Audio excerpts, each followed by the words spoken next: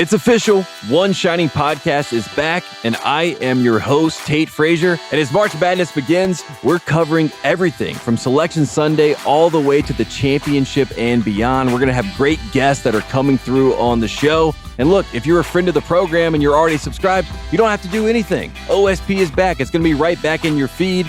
And if you're not a friend of the program and this is your first time on the rodeo, then let me tell you this. You need to go to Spotify, Apple, or wherever you get your podcasts and smash subscribe today because the OSP show is back.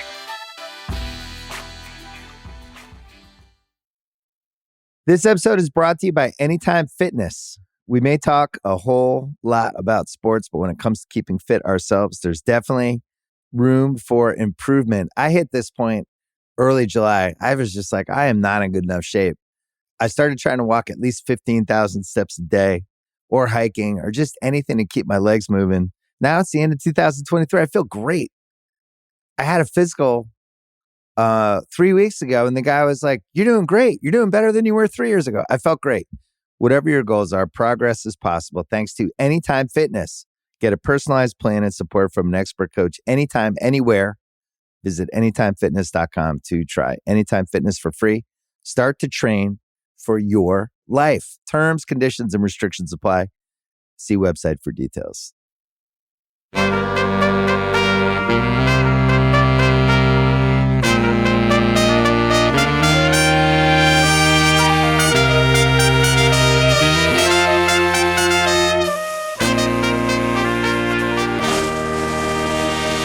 Welcome back to another episode of the Ringers NBA Draft Show. My name is Kevin O'Connor, and joining me, as always, is the Ringers Jake Kyle. Man, what's up, man? How you doing today?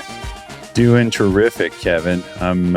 This is a busy buzzing time, isn't it? Do you feel? Mm-hmm. I know I kind of asked you that, but it's just the excitement of March is bearing down on us, and it's like I just love when there's this fun. There's a lot of overlap for you and I. You know, the NBA stuff's ramping up, but then like there's a lot of prospects and.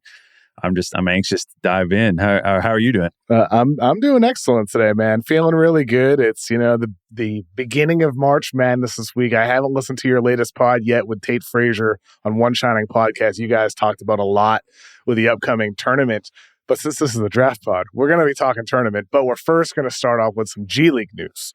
We heard earlier today on Tuesday that Scoot Henderson of the G League Ignite is being shut down for the remainder of the season. The Ignite are 11-16 this season, 10th place in the Western Conference, 4 games out of the G League playoffs. It's highly improbable that they're going to make it. Adrian Wojnarowski and Jonathan Givony reported on ESPN that Scoot is sitting out the final 5 games. The G League and him made that decision. They feel that he has shown enough with his play this season, and there's no point in having him out there any longer. He's missed half their games already this year. He had a nasal fracture, 2 separate concussions, an ankle injury as well. Like, there's been a lot that Scoot has went through this year, playing only 25 of 50 games so far. So, Kyle, I mean, I feel like, this is kind of a no-brainer decision. There's not a lot for him to gain at this point. Yeah, I was going to say that's an odd injury profile, isn't it? I'm trying to think of who else. What other players have had 2 concussions and a broken nose in a year like that? It seems like a very Pat Bevy sort of. I can't think of another person who's had a string of injuries like that. Can you? No, I mean, it's very strange for sure. That nasal fracture and concussion had him out for quite a while as well, mid-season during the, it was the showcase time of year when he was out. Yeah, and with his style of play where he really, pardon the pun, I don't mean it this way, but he really sticks his nose in situations. Like, he's somebody who's not contact averse. So that would be a tough situation for him. He's a very tough kid. In terms of like knowing who he is, I think we have enough data, to form an opinion. I think the thing that I commented on to you last week is every once in a while, some of this is nebulous, is a word that's kind of come up a lot lately around the draft. Every once in a while, there's that narrative wind that you can kind of lick your finger and you can just feel it blowing. You know what I'm talking about? And I just kind of, with Scoot, you and I had the conversation. I've had the pit of my stomach thing that I've been dealing with all year where I'm like just trying to reckon with some of the concerns that I have about him. And I've kind of felt there's media narratives and then there are team narratives, and the things, the stuff that Givony was reporting that this is actually, do you think that they're like running parallel? Do you think that like what's going on in the media in terms of the discussion, or how real do you think like the discussion among teams is right now in terms of like his solidity or his like firmness at the number 2 pick? Do you think that discussion is real? Do you believe it's definitely Givony? real. Oh, no doubt about it. Yeah, I mean, there's plenty of teams that would take Brandon Miller ahead of Scoot Henderson, and that's what Givony, talked about last week, where he's saying Brandon Miller is firmly in the mix at the number 2 selection. That's the way he framed it, and I believe he said teams are mixed on Scoot. Decision making hasn't evolved the way they'd hoped for. Defense has just been okay. Not an every game player. So, days after this kind of, it's really the first time all year, ESPN has come out and said, maybe Scoot's not the number 2 pick. Days after that, he's getting shut down. I don't think they're necessarily avoiding him falling any further by shutting him down. I think they're just protecting him at this point, that there's literally nothing to gain playing over the last 5 games for the G League. They're not going to make the postseason in all likelihood. So I think for all of us in the draft community and whatnot, like we've done our mock drafts, throughout the year, Kyle, we've talked about there are certain teams you're like, if the Pacers move up to number 2, are they really taking Scoot Henderson? No. It doesn't, with their dynamic of guards, it would be, you'd be going in a different direction because you've got a guy who's like super efficient as a pull-up shooter, as a passer, and like you can run offense fluidly through him. It would seem like a you'd be jutting in a different direction, right? I mean, like I see. I don't think you have to imagine too hard like what he with the Thunder, do. I mean, the Halliburton, you got him. Like, you got teams that would. I think Thunder doesn't make sense to me. Like I don't think they already. I don't think they could add another like ball dominant, questionable shooter. And who does? Houston next to Jalen Green. That's the thing, though, man. It's like you say that in the abstract, not you, but I mean just the hypothetical. But then you go and you kind of look at Houston's shooting numbers, and I think you have to ask yourself, like, well, is Houston's ability to like create good shots? Is it, or like are they just like such an incompetent, or just such a bad, not incompetent, maybe not the right word, but just they struggle to shoot the ball well. And if you throw Scoot in there, is he going to suffer from it? Do you think he would improve it? This is me asking you. I mean, I worry about it a little bit in terms of like where he fits there. And then there's the way that Brandon Miller's been playing lately. And I think that those two things kind of pulling against each other. My main thing, man, is like, over the course of the year, like the dialogue shouldn't offend people, Like how much did you change? I'd ask you this, like that top 3, how much did you shift over the course of the year last year? Is that normal for you to like lock in and stay there? Or do you find yourself shifting a whole lot over the course of the year with like the top 3 picks? Well, after my Killian blunder in 2020, I'm more willing to shift than ever before. Like I'll shift the day before the draft if I get good intel that makes me feel like I should change. That year I didn't. That was my boo-boo, and like it would have had him ranked too high anyway, but ultimately you hear things about LaMelo, you hear things about Ant, and the weeks leading up to the draft, you make the change. So this year, I mean, I think, we talked about Brandon Miller. I was like, oh, top 5. One of the first shows we did. Looks like a top 5 pick in November. You were early on it. Yeah, you like to crow a little bit, KOC. Well, and then it's like, oh yeah, I like him in number 3. And then he has some stinkers, and you're like, well, maybe he's more like 6 or 7. And then over the course of the year, it becomes pretty, obvious, at least in my eyes, that he's the 3rd best prospect. And then over the course of the year, you see more Scoot, you see more Brandon Miller, you see Miller improve, you see Scoot kind of stagnate, and it's like, okay, I'm going to shift Miller up to number 2. You feel like you've been flirting with the idea, whether it's been Amen Thompson or Brandon Miller, of moving them ahead of Scoot Henderson. I'm there now where I get Brandon Miller at number 2 and Scoot Henderson, still really love him as a prospect, just at number 3. It's almost more so Miller's moved up than it is Scoot's, hurt himself. Yeah. Like he's playing against men in the G League, and that's a tough league. And I think overall, his body has changed too. He's more physically imposing now than he was 2 years ago, a year ago.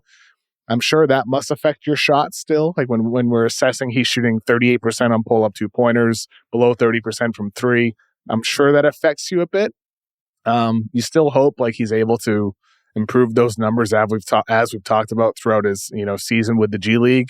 And I just feel like it's just a lot harder to find a 6'9" wing who, he can pass the ball, who can score from each level, who has developed the ability to get to the basket and finish against contact, who hustles and takes charges and, racks up chase down blocks and has, as he grows into his frame, you project, immense defensive versatility. It's a lot harder to find that guy than Scoot, who is a smaller guard and somebody who, in a league right now is loaded with guards. I'm just at the point now where it feels pretty easy to put Brandon Miller ahead of Scoot Henderson at this time. Do you feel similarly at all, or are you still kind of, holding Scoot at number 2 at this time?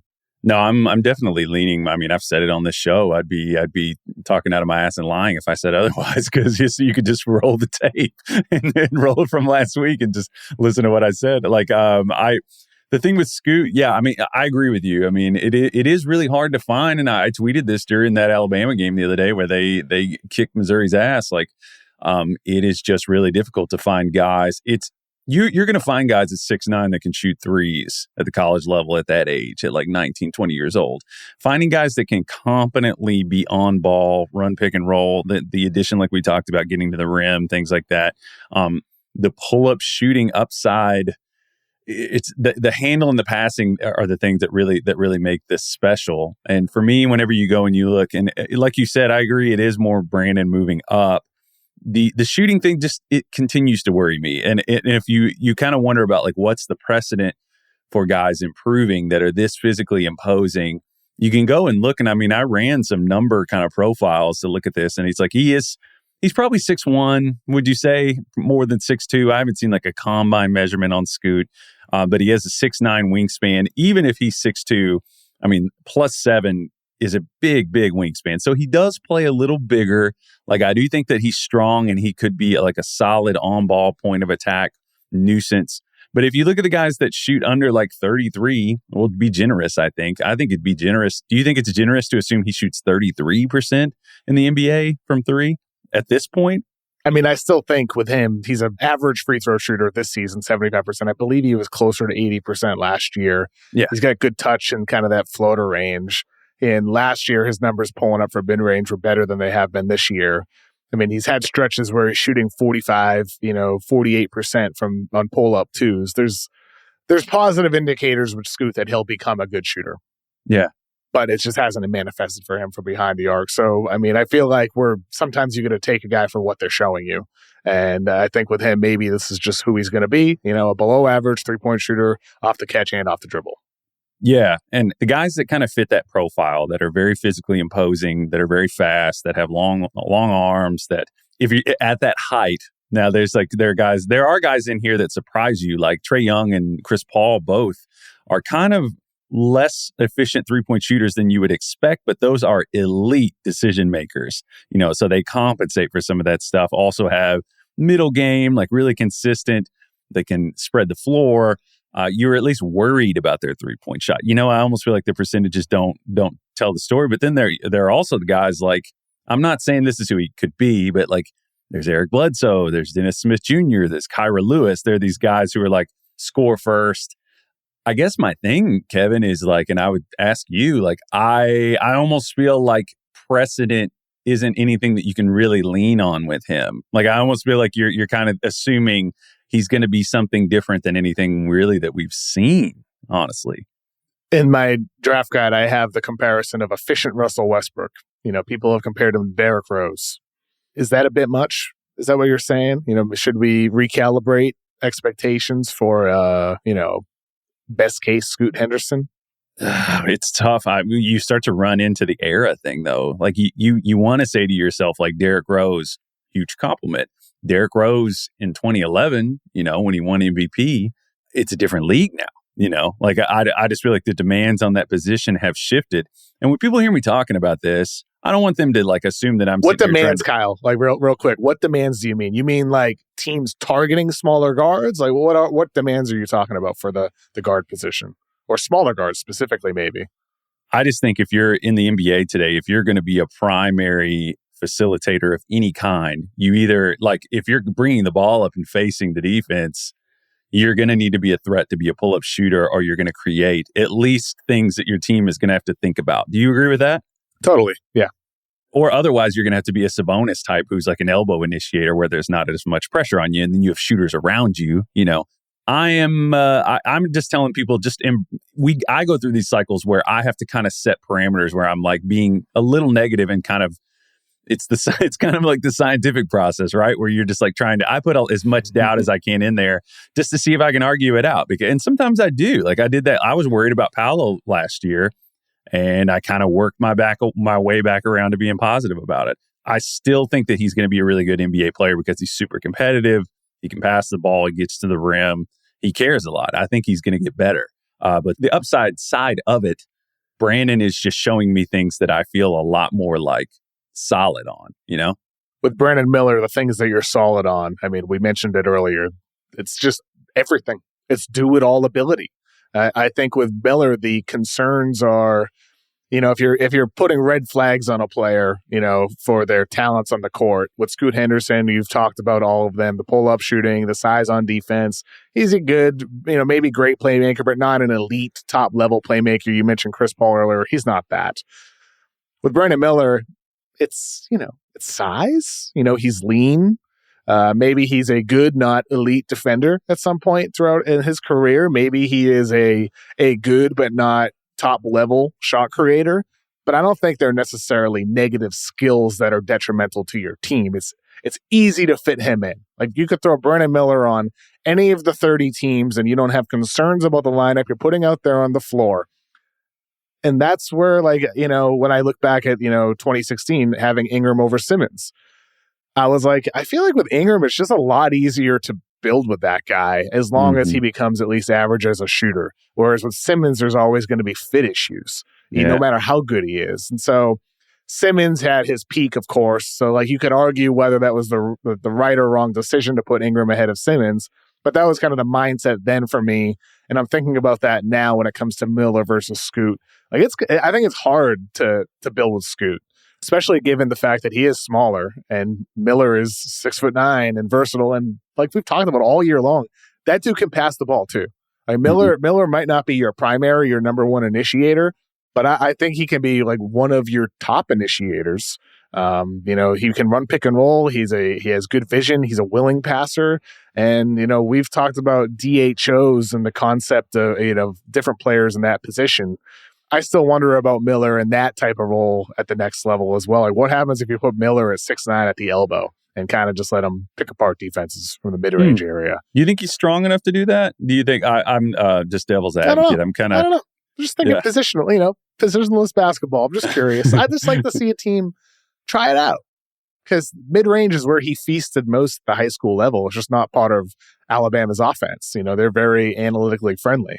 That's the way they want to play. So I'm just curious about stuff like that with Miller. What are the untapped skills that an NBA offense could unleash, depending on what his supporting cast looks like compared to what the demands are for him with Alabama? Yeah, I could even see teams running. I mean, he can run off screens because we've seen that his shot is mobile and you can speed it up. I expect it to get even more versatile in that sense.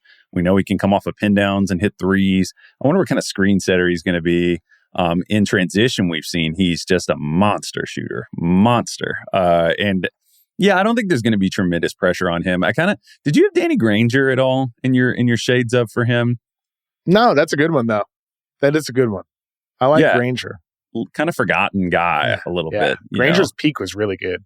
Who did I have Granger compared to in a recent draft? I had Granger as a comp for somebody. It escapes me at the moment. Danny Chow had Granger and Tatum matched up. I remember he saw them as comps. I'm just kind of trying to fill out. I'm picturing one of those like Christian Linnaeus like Animal Kingdom charts where I like put them into like little. I always think of phylums like that. It's kind of they're just in that vague kind of area. I don't know that he ever could become like the level of passer as somebody like even KD is a pretty good passer. I don't know. Those are the guys that I really, really value the most. But I just that for me is where I am with Miller. Is I'm trying to dial in that ceiling. I asked you about Tatum and PG last week, and I'm excited to kind of dive in and sharpen those things and sharpen with Scoot too. Like the discussion isn't over. I may come back here a month from now and decide that I've changed my mind because it's an ongoing thing, Kev. Let's pivot here to March Madness itself. Alabama is a 1 seed, led by Brandon Miller. And the ringers, of March Madness brackets that are being posted. Did you fill one out for that, Kyle? Yeah, I did. Brackets? Okay, I got Alabama winning it. How about yourself? Alabama over Houston is what I selected. 2 1 seeds, not the most, not a lot of upsets there, but. Yeah, whenever you do that, you kind of think to yourself, oh, am I being stupid? But I mean, it does happen. I mean, we have like pretty close to chalk Final Four. We could have total carnage everywhere else, and then the 1 seed still make it. I have Bama winning it too. I have Bama and Kansas in the title game. I feel like that would be a super fun title game. I would love to see that. And I actually have Bama winning it as well. I just think they have a lot of balance and they have a lot of weapons, and they have, like we've talked about, they have rim protection and size and depth. They could go down, but I just think they're so versatile. I think they're going to, I kind of feel like this could be like a big blowout tournament for them. Like I could see them. Really? I could see them. I mean, I could maybe not in the title game, and I'm just saying like I'm envisioning them like kind of kicking the crap out of some people, like putting up some big margins. Yeah. I mean, they like you said, they have versatility. They can play with 2 bigs and Miller at the 3, or they can put Clowney at the 5. They have quality play across positions. There's a reason why I don't know if they're the betting favorite, but they are one of the favorites indeed. Kyle, we were talking before the show, and you said, what's the best title game, through the lens of scouting? And you noted how Florida and Ohio State in 2007 had Greg Oden, Mike Conley, Noah Horford, Corey Brewer. I mean, there's a lot of NBA talent on the floor in that title game. Kansas, Alabama would be really great for that. So would Alabama, Houston, as I have. Like, are there any other matchups, over the course of either in the title game or over the course of the tournament that you're like, I really hope we see this from a scouting perspective, not just an entertainment perspective, but for scouting purposes. That's what this pod is for, Kyle. It's for the draft. Yeah. I was going to say, do you remember that 2007 Florida Ohio State title game? Did you watch that? I mean, I remember it, but I'm not like super visual with memories of games like that. That was a very fun one. I was going to say, like, probably the best one all time, I would have to say, is probably 82, because you had 3 Hall of Famers in there with James Worthy, Sam Perkins, Jordan, and Ewing, or Hakeem Ewing. Those are just to name a couple. My favorite all time is the 99 UConn Duke game. That game was awesome. Anyway, for our purposes today, just looking at like some matchups that I would like to see. There are a ton all across the board. UConn and UCLA, I think, would be really fun, because I honestly feel like that would be a good game to get a better feel for Jordan Hawkins. UCLA, they lost their best perimeter defender in Jalen Clark. I think that would have been a fun. Sucks. It would have been a fun matchup. I assume that's who he would be guarding. Sonogo versus Bona would be pretty fun. I have kind of just come to love Sonogo. I just like to watch him play. He surprises you with how, like, whenever you see those big, burly, strong guys, you don't expect. He just surprises me with some of the like crafty, like, just like he makes some passes sometimes. I'm like, okay, I didn't, you kind of underestimate guys, I guess, sometimes in that sense. And Andre Jackson on the UConn. Oh, yeah, there we go. Andre Jackson and Jaime Jaquez, I think, would be a really fun matchup. Well, I would love that one for sure. And with UCLA, it is a shame they've had injuries, but I feel like they still have the bodies to make a long run, at least Sweet 16. I think so. Yeah, I think with them, they do. I mean, and looking at my bracket, they do run into Gonzaga. UConn, that would be Elite 8 if they were able to match up. That would be sweet if we get that. And as you said up top, Kyle, I think with Jordan Hawkins, this is like everybody knows him as a pure shooter. Like he has an effortless shot from outside. He has some possessions this year where he attacks closeouts, finishes loudly at the rim. This feels like a tournament for him to show off other layers of his game and either completely lock in his status as a first-round pick or even increase his stock further as a guy who, what's the most important skill in the NBA right now? It's shooting on the offensive end, versatility on defense. And for Jordan Hawkins, I think this is a big opportunity for him to do that. Any other games that you're hoping to see in the tournament, Kyle? I mentioned this on the pod with Tate, but overall, just like the West region, I feel like just has a crazy amount of perimeter talent in it. If you look at the big wings that Kansas have, if you look at Arkansas and their group of guys that we've talked about over the course of the year with Anthony Black and Nick Smith and Council and all of those guys. And then, you go down and Gonzaga. I think that's a fun one. One of the matchups that people are all over, and I kind of think that's why it won't be an upset, because it's kind of like whenever people get the scent, it like doesn't happen. Sometimes it does, but I like Duke Oral Roberts first round, right?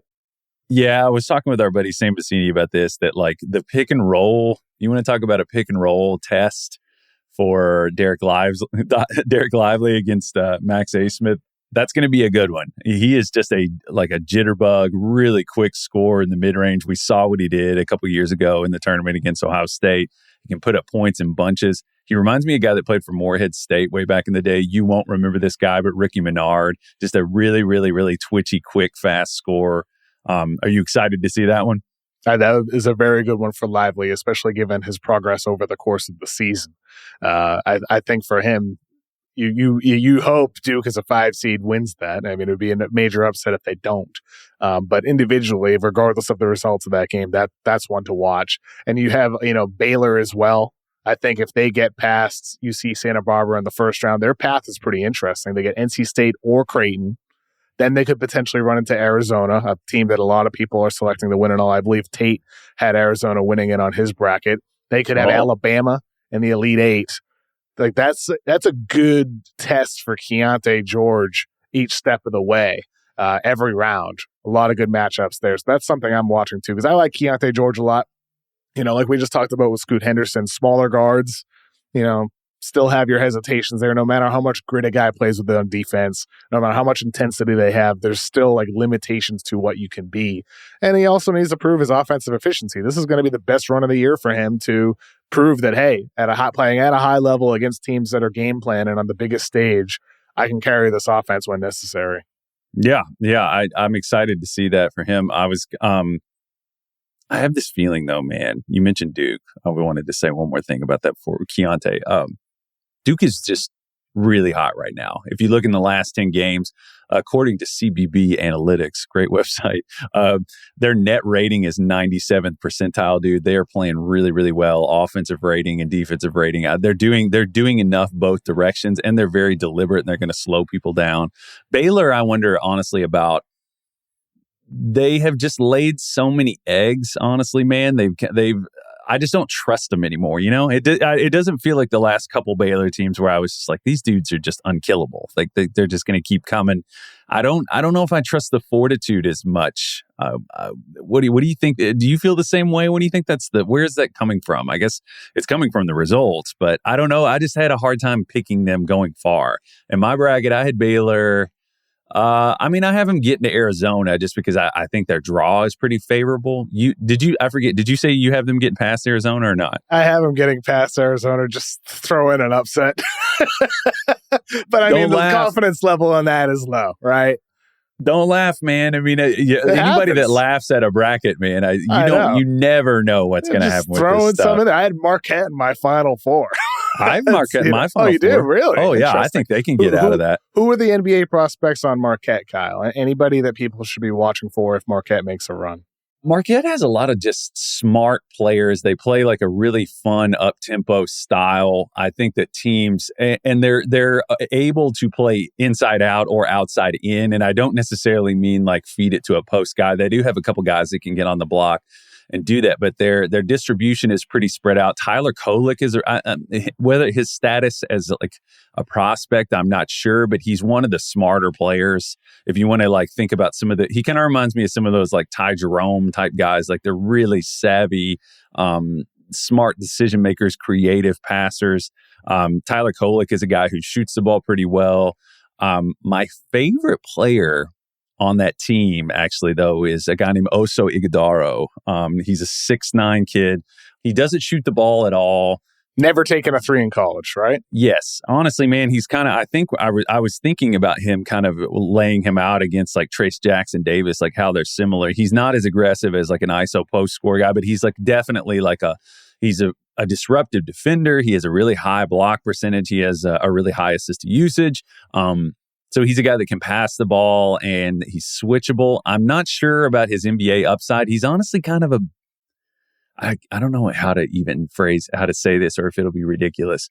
He's kind of like a college Ben Simmons, honestly. Like he does a lot. He gives you a lot of kind of like backdoor cuts, which Marquette really just, if you're a team that doesn't communicate well, Marquette is going to put some points on you, man. Like I don't want Kentucky to play Marquette because I think they'll kick the shit out of them. When we're talking about guys like him, these, names that aren't getting mentioned a lot as lottery picks or even first round picks, the tournament's kind of a good time to figure out, are these guys the real deal? Are they legit? Or are they kind of just, nice college players, but maybe you give them a chance as an undrafted free agent, but you don't have a lot of expectations for them entering the league. Who are some other guys that people should be watching over this opening weekend across the tournament that have a chance to make it in the NBA, or guys that you're monitoring to figure out how legit they are? I'm glad you phrased it that way because I think I do like the big stage thing. We've talked about that before. Like, when guys shrink from the moment, it doesn't mean you write them off. Like, Wendell Carter Jr. had a weird moment in one of the regional finals a couple of years ago. It doesn't mean that they're done and things happen, but it can elevate someone that I'll put it this way. For me, it can elevate somebody that I'm confident about. It's like an extra thing to sprinkle over them. I don't think it's like a thing that damns them totally as a prospect. Does that make any sense? Like it's just like an extra little confirmation thing for me. Totally does make sense to me. Yeah. One of the guys that I really like is Kobe Brown from Missouri. Kobe Brown is a 6'7" senior. These guys average 15.8 points per game, 2.5 assists, 6.3 rebounds, and he shot the ball. He shoots the ball really well. He's had a huge uptake in his shooting percentage. So you can kind of decide how confident you are about that, but he's 44.7% from three. He does a little bit of everything for Missouri. I was saying this to Tate that like he'll get the ball off the rebound and push it in transition and attack the rim. He's really physical. He's a good screener. He's just shown flashes that he can flip the floor as a passer. I kind of get like George Niang vibes from him sometimes. He's not like the greatest athlete in the world, but he's really aggressive. Niang is somebody that comes to mind. My only kind of thing is I wonder about him against like elite size and length. He struggled in a couple of their games this year. Like he didn't have a great game against Auburn. I don't know how much of that was that like I mentioned that he got kicked in the head in that game if he was feeling crappy. I like Kobe Brown. Are you going to be keeping your eye on the NIT at all? Or are you just, I know you're flying out to LA on Wednesday. You're going to be with Tate and you guys are going to be up at 9 a.m. in the morning Thursday watching the NCAA tournament. But are you able to keep another eye? You have eyes in the back of your head or something? Or is that something you save for Synergy Sports when it comes time to watch Santa Clara? There's only so many live things. You and I know this covering college and the NBA. It's as much as we can, it's like probably going to be doing some catching up on the NIT. Maybe I'll catch one in passing. They will be catching up of games that are played on Thursday and Friday and this weekend because there's so many on. That's what makes it so absolutely unbelievable to enjoy every year. Oh yeah, man. I mean, it's always electric is the word that I've used over and over again. I mean, I hope that it's chaos. I hope we don't just have a chalk first round, but there's nothing like it, man. Mm-hmm. It really isn't. I mean, it's just one after another, after another, after another. I don't know. I miss being in high school whenever we would have like a roll. I don't know if you all did this up in Massachusetts, but like we're so eaten up with college basketball down here that they would like roll the AV card into the classroom and we would watch games. No. Beat Boston College in like the Jared Dudley days where, the closest people came in my area caring about a local college team. That's wild to me. Well, UConn too, of course, but I'm in Massachusetts, they're Connecticut. I'm talking about the Boston sports teams. They didn't root for Connecticut up there. People, no, not really, no. People cared a little bit, but it's not like people were hardcore about UConn. Yeah, I would assume. Yeah, I'd assume they wouldn't be big on them, but we'll catch. We're going to try to go somewhere with a bunch of screens so we can catch. That's always my setup. It's just every available screen. My phone will be set up. Well, Kyle, I'm really looking forward to the tournament. and maybe we'll see each other in LA. I hope we do, man. Let's get some dinner or something, or whatever. Well, I'll go hang out with you and Tate at some point. You come find me. Yeah, I'll find you. Yeah. Well, I'm looking forward to it, man. Have a good, safe travels tomorrow, Kyle. See you in LA. Yeah, man. See you soon. Thank you so much to Jessie Lopez for producing today's episode of the Ringers NBA Draft Show. And thank you for listening. Hope you have a great rest of your week. Enjoy the tournament.